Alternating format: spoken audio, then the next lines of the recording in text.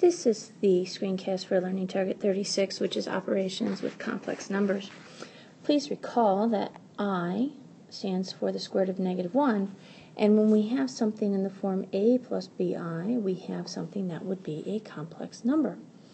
So, for example, we might be asked to add something like 5 plus 3i and -3 minus 2i. So we would find the real parts, which is the 5 and the -3, add them together, which gives me 2. And then we would find the imaginary parts, which is the 3i and the -2i, add them together, and we would get positive 1i, or just I. 2 plus I would be our answer. We're done with the problem. Subtraction works the same way, except instead of adding, we are subtracting. For example, maybe we have 8 minus 4i minus 5 minus 8i. We would do 8 minus 5, which is 3.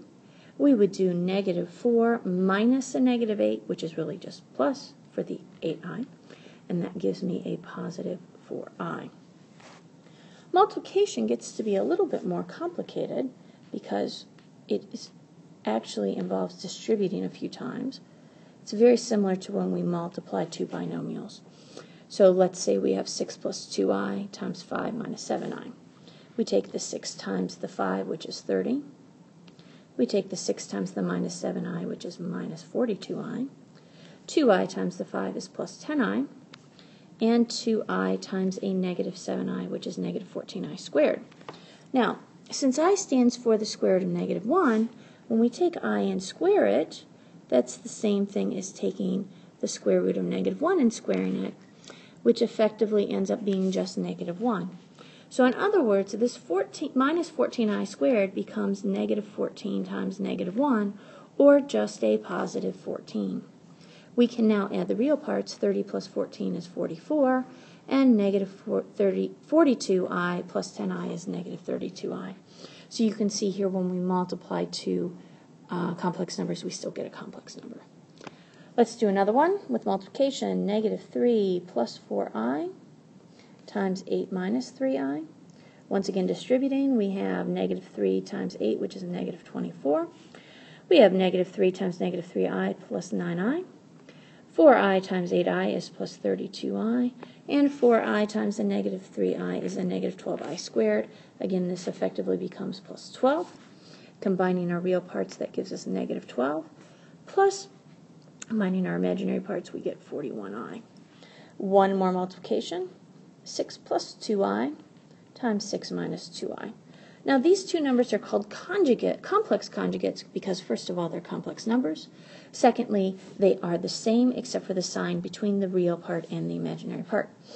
When we multiply them, same process. 6 times 6 is 36. 6 times a minus 2i is a minus 12i. 2i times a 6 is a plus 12i. And 2i times a -2i is a minus 4i squared. That minus 4i squared becomes positive 4. Real part is 40. The imaginary part is 0i. So we just have 40, a real number. This becomes important when we get to the division problems, which you will see next. Let's say I have 3 plus 5i divided by 4 minus 3i. We don't want I in the denominator. We want it to be a real number in the denominator. So as we just saw a minute ago, we're going to multiply by the conjugate of the denominator. We have to multiply top and bottom by that because it is effectively the number 1. And when we multiply anything by 1, it gives us the same number in a different format. Doing the multiplication, we have 3 times 4, which is 12, 3 times 3i plus 9i, 5i times 4 plus 20i, and 5i times 3i plus 15i squared. On the bottom, 4 times 4 is 16, 4 times 3i plus 12i, minus 3i times 4 is a minus 12i, and -3i times a -3i is a -9i squared. Okay, 15i squared on top becomes -15, minus 9i squared on bottom becomes plus 9. So we get 12 minus 15, -3 plus 29i over 25. There are no i's on the bottom. We get 0. So we have a real number. We're good. Last example with the division. 8 minus 2i over -4 plus 2i. Complex conjugate of that denominator is negative 4 minus 2i. Again, only the sign between the real part and the imaginary part changes. Multiply top and bottom by that. Here we go. Negative 32 minus 16i plus 8i plus 4i squared over, on the bottom, 16i plus 8i minus 8i minus 4i squared. Plus 4i squared becomes a minus 4. Minus 4i squared on the bottom becomes a plus 4. And we get negative 36. We get minus 8i over 20.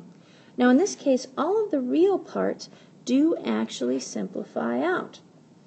So we get, let's see, we can divide them all by 4.